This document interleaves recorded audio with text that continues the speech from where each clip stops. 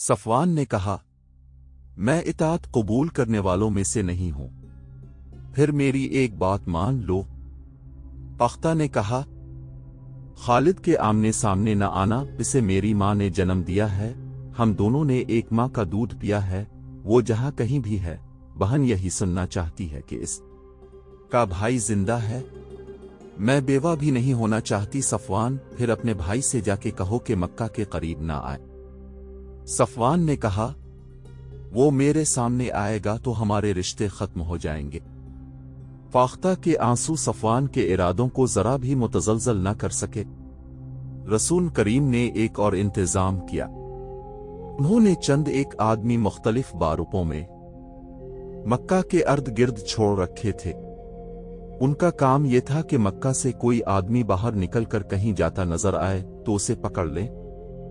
جاسوسی کا یہ اہتمام اس لیے کیا گیا تھا کہ قریش اپنے دوست قبائل کو مدد کے لیے نہ بلا سکیں۔ دوسرے ہی دن 2 شتر سواروں کو پکڑا گیا جو عام سے مسافر معلوم ہوتے تھے۔ انہیں مسلمانوں کے پڑاؤ میں لے جایا گیا۔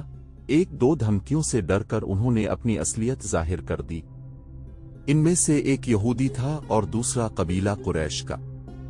وہ مکہ سے چند میل دور رہنے والے قبیلہ بنو بکر کے ہاں یہ اطلاع لے کے جا رہے تھے کہ مسلمان مرال ظہر میں پڑاؤ کیے ہوئے ہیں۔ بنو بکر کو یہ بھی پیغام بھیجا جا رہا تھا کہ وہ مسلمانوں پر شب خون ماری اور قبیلوں کو بھی اپنے ساتھ ملا لیں۔ پیغام میں یہ بھی تھا کہ مسلمان مکہ کو محاصرے میں لیں تو بنو بکر اور دوسرے قبیلے عقب سے ان پر حملہ کر دیں۔ ان سے پوچھا گیا کہ مکہ میں لڑائی کی تیاریاں کس پیمانے پر ہو رہی ہے۔ انہوں نے بتایا کہ ابو سفیان لڑائی نہیں چاہتا اور مکہ والوں کی اکثریت اس کے ساتھ ہے۔ صرف اکرما اور صفوان لڑیں گے، لیکن ان کے ساتھ بہت تھوڑے آدمی ہیں۔ ان دونوں آدمیوں کو ابو سفیان نے نہیں، اکرما اور صفوان نے بھیجا تھا۔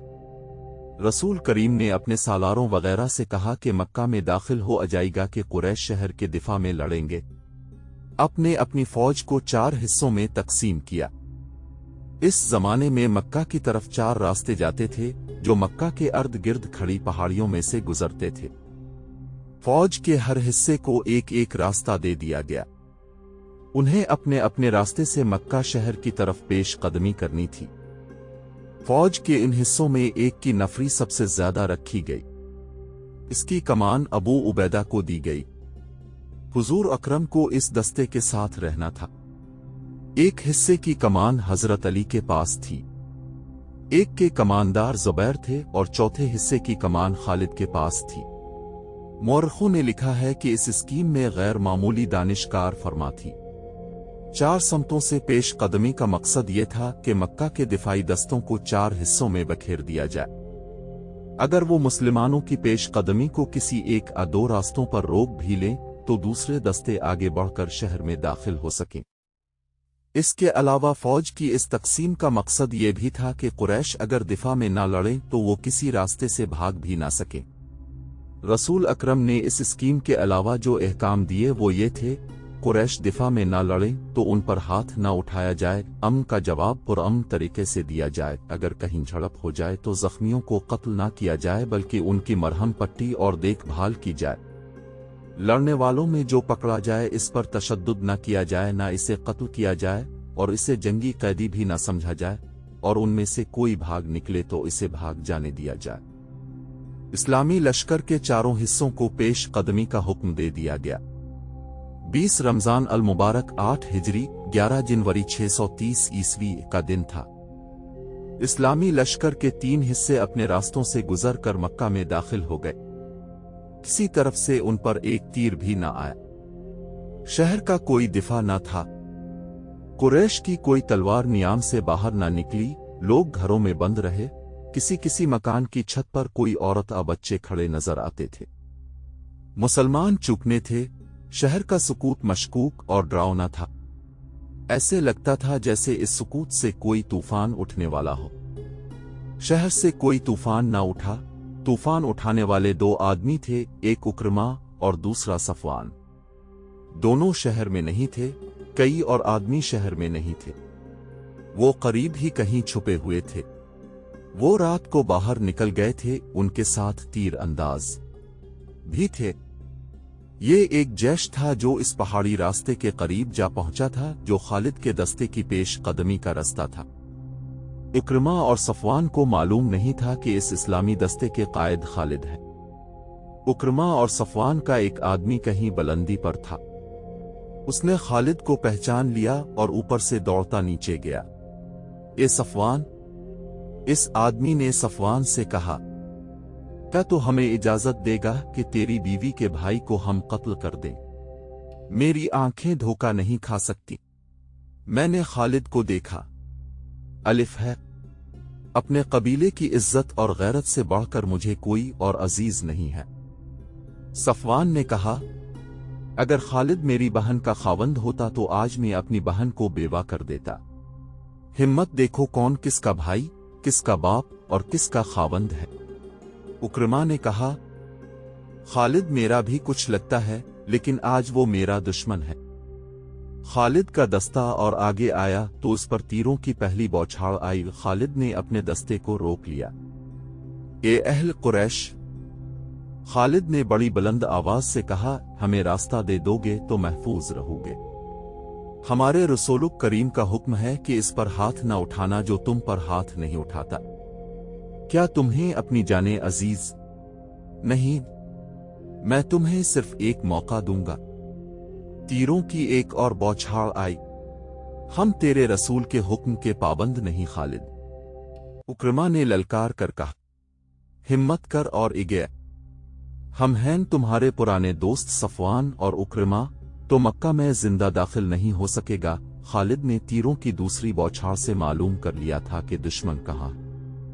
خالد نے اپنے دستے کو روک کر پیچھے ہٹا لیا اور اپنے کچھ آدمیوں کو پہاڑیوں کے اوپر سے آگے بڑھنے اور تیر اندازوں پر حملہ کرنے کے لیے بھیج دیا۔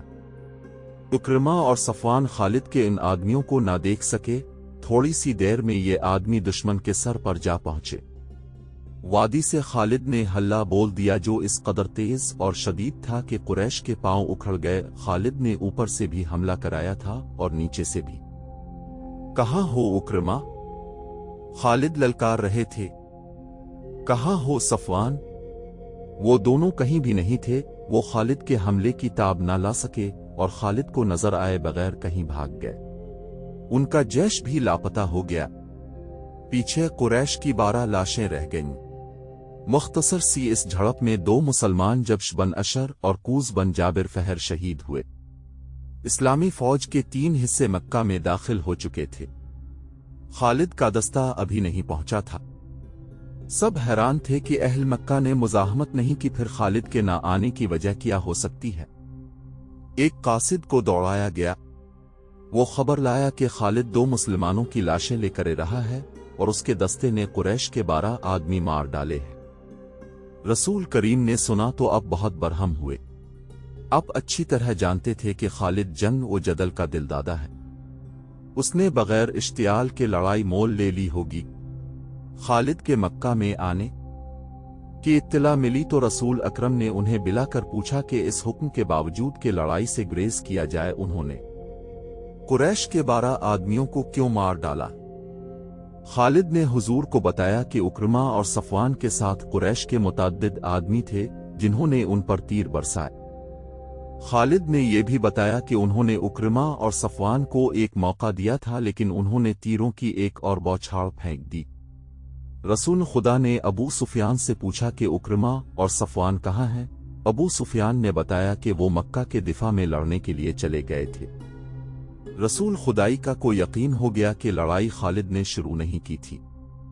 مکہ پر مسلمانوں کا قبضہ ہو چکا تھا۔ رسول اکرم مکہ میں داخل ہوئے تو آپ کے ہمراہ اسامہ بن زید، بلال اور عثمان بن طلحہ تھے۔ رسول کریم کو مکہ سے ہجرت کر کے مدینہ کو گئے 7 سال گزر چکے تھے۔ اپنے مکہ کے در و دیوار کو دیکھا، وہاں کے لوگوں کو دیکھا، دروازوں اور چھتوں پر کھڑی عورتوں کو دیکھا۔ بہت سے چہرے شناسہ تھے۔ اب گزرتے چلے گئے اور کعبہ میں داخل ہو گئے۔ 7 مرتبہ بیت اللہ کا طواف کیا اور اللہ کا شکر ادا کیا۔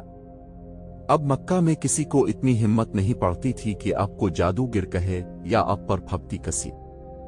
اہل قریش چہروں پر خوف و ہراس کے تاثرات لیے اپنے انجام کے منتظر کھڑے تھے۔ अरबों के यहाँ अपनी बेइज्जती और कत्ल के इंतकाम का रिवाज बड़ा भयानक था। रसूल अकरम ने हुक्म दे दिया था कि जो अमन कायम रखेंगे उनके साथ पर अमन सलूक किया जाएगा। इसके बावजूद कुरैश डरे सहमे हुए थे। अहल कुरैश हुजूर अकरम ने लोगों के सामने रुक कर पूछा, खुद बताओ तुम्हारे साथ क्या सलूक होना चाहिए। लोगों की आवाजें बुलंद हुईं। वो खैर और बख्शिश के तलबगार थे। अपने घरों को जाओ। हुजूर अकरम ने कहा, हमने तुम्हें बख्श दिया। रसूल अकरम की हयात मुक़द्दसा की अजीम घड़ी तो वो थी जब अपने कबा में रखे हुए बुतों की तरफ तवज्जो दी। बुतों की तादाद 360 थी। इनमें एक बुत हजरत इब्राहिम का भी था। इस बुत के हाथों में तीर थे। इन तीरों से बुत खाने के पेशवा फाल निकाला करते थे। हुजूर अकरम के हाथ में एक मोटी और मजबूत लाठी थी। अपने इस लाठी से बुत तोड़ने शुरू कर दिए। आप अपने जद अमजद हजरत इब्राहिम की संत को जिंदा कर रहे थे। अब बुत तोड़ते जाते और बुलंद आवाज से कहते जाते, हक आया बातिल चला गया। बेशक बातिल को चले जाना था। मुअर्रिख लिखते हैं कि ऐसे लगता था जैसे ये सदाएं हुजूर अकरम की लाठी की हर ज़र्ब से कबा की दीवारों से उठ रही हों। कबा से बुतों के टुकड़े उठाकर बाहर फेंक दिए गए और कबा आलम इस्लाम की इबादतगाह बन गया। इसके बाद अपने मक्का के इंतजामी उमूर की तरफ तवज्जो दी। कुरैश और दीगर कबाइल के लोग कबूल इस्लाम के लिए आते रहे। बुत सिर्फ कबा में ही नहीं थे। मक्का के गर्दोनू की बस्तियों में मंदिर थे, वहां भी बुत रखे थे। सबसे अहम बुत अज़ा का था जो चंद मील दूर नखला के मंदिर में रखा गया था। रसूल अकरम ने अज़ा का बुत का काम खालिद के सुपुर्द किया। खालिद ने अपने साथ चंद सवार लिए और इस मुहिम पर रवाना हो गए। दूसरे मंदिरों के बुत तोड़ने के लिए मुख्तलिफ जैश रवाना किए गए। इसका बुत अकेला नहीं था। चूंकि ये देवी थी इसलिए इसके साथ छोटी देवियों के बुत भी थे। खालिद वहां पहुंचे तो मंदिर का पुरोहित उनके सामने आ गया। उसने इल्तिजा की कि उनके बुत न तोड़े जाएं। मुझे अज़ा का बुत दिखाओ। खालिद ने नियाम से तलवार निकालकर पुरोहित से पूछा।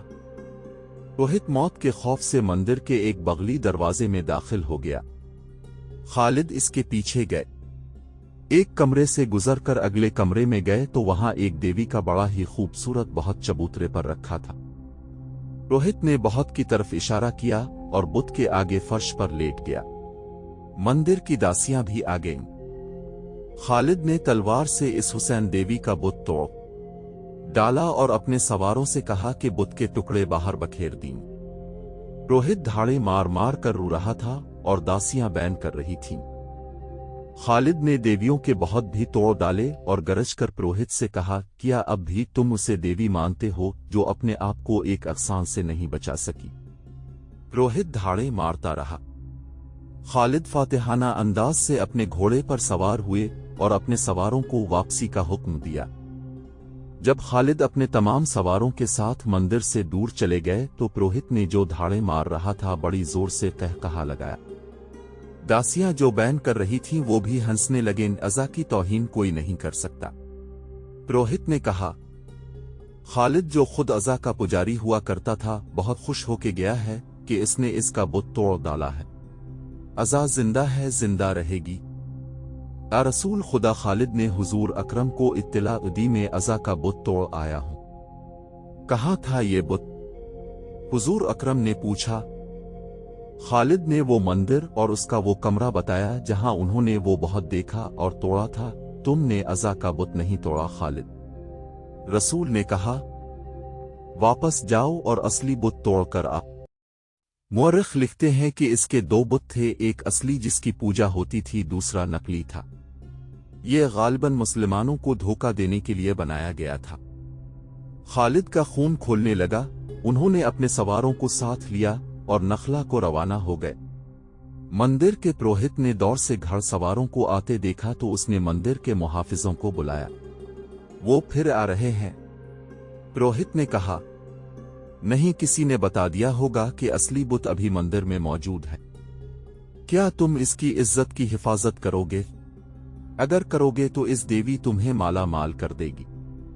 कुछ सोचकर मुकद्दस पेशवा, एक मुहाफिज ने कहा, क्या हम 2-3 आदमी इतने ज्यादा गेवड़ सवारों का मुकाबला कर सकते हैं? अगर अज़ा देवी है तो ये अपने आप को जरूर बचा लेगी, एक और मुहाफिज ने कहा। इसके लहजे में तंज थी। कहने लगा, देवी देवता इंसानों की हिफाजत किया करते हैं, इंसान देवताओं की हिफाजत नहीं किया करते। फिर इस अपनी हिफाजत खुद करेगी। पुरोहित ने कहा। खालिद के घोड़े करीब आ गए थे। मुहाफिज मंदिर की पजारनों को साथ लेकर भाग गए। रोहित को यकीन था कि उसकी देवी अपने आप को मुसलमानों से बचा लेगी। इसने एक तलवार ली और इसे इसके गले में लटका दिया। रोहित मंदिर के पिछले दरवाजे से निकला और भाग गया। खालिद मंदिर में आन पहुंचे और तमाम कमरों में इसका बुत ढूंढने लगे। उन्हें एक बड़ा ही खुशनुमा कमरा नजर आया। उसके दरवाजे में खड़े होकर देखा, अज़ा का बुत सामने चबूतरे पर रखा था। इसके गले में तलवार लटक रही थी। ये बहुत वैसा ही था जैसा खालिद पहले तोड़ गए थे। इस बुत के कदमों में लोबान जल रहा था। कमरे की सजावट और खुशबू से पता चलता था कि यह इबादत का कमरा है। खालिद ने दहलीज से आगे कदम रखा तो एक सांवले रंग की एक जवान औरत जो बिल्कुल बरहना थी खालिद के सामने आ गई। वो रो रही थी और फरियादें कर रही थी कि बुत को न तोड़ा जाए। मुअर्रिख लिखते हैं कि ये औरत खालिद के इरादे को मुतज़लज़ल करने के लिए बरहना होके आई थी और उसके रोने का मकसद खालिद के जज्बात पर असर डालने के सिवा और क्या हो सकता था। खालिद आगे बढ़े तो इस औरत ने बाजू फैलाकर खालिद का रास्ता रोक लिया। खालिद ने नियाम से तलवार निकाली और इस औरत पर ऐसा जोरदार वार किया कि इसका नंगा जिस्म 2 हिस्सों में कट गया। खालिद गुस्से से बिखरे हुए बुत तक गए और उसके कई टुकड़े कर दिए। ताकत और खुशहाली की देवी अपने आप को एक इंसान से न बचा सकी। खालिद मंदिर से निकलकर घोड़े पर सवार हुए और अलिफा लगाई। उनके सवार उनके पीछे जा रहे थे। मक्का पहुंचकर खालिद रसूल अकरम के हुजूर पहुंचे। या रसूल अकरम, खालिद ने कहा, मैं इसका बुत तोड़ आया हूं। हाँ खालिद। रसूल अकरम ने कहा, अब तुमने अज़ा का असली बुत तोड़ा है। अब इस खित्ते में बुत परस्ती नहीं होगी।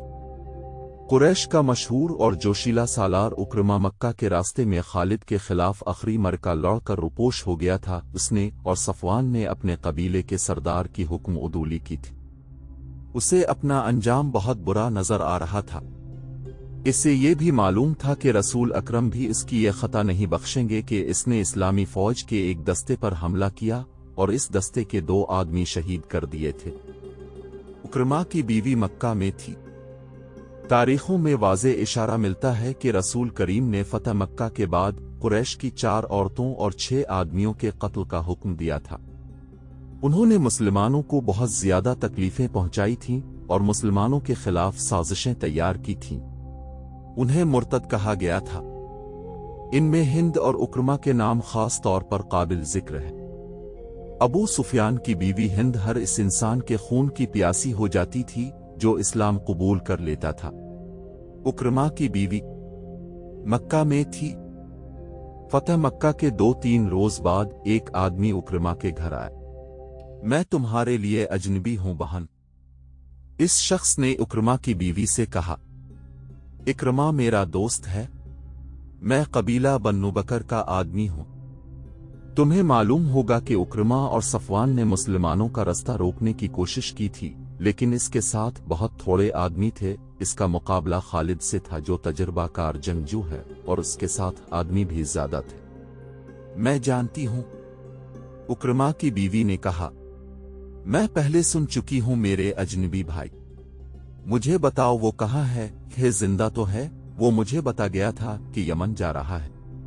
अजनबी ने कहा, वो कह गया है कि मुझे वहां बुला लेगा। मुझे ये भी मालूम है कि वो किसके पास गया है। तुझे यही बताने आया था। वो वापस नहीं आएगा। उसे यहां आना भी नहीं चाहिए।